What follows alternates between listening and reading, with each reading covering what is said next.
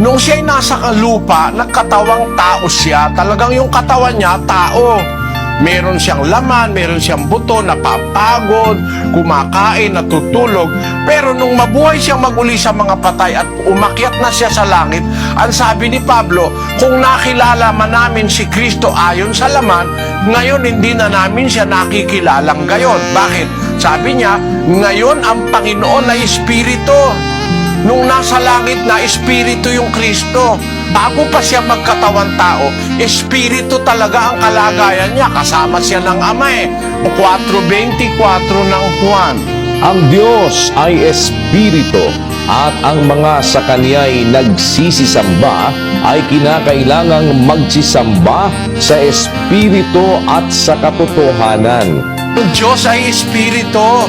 Yung Ama sa langit, yung gumawa ng lahat ng bagay, Espiritu yon. At si Kristo, bago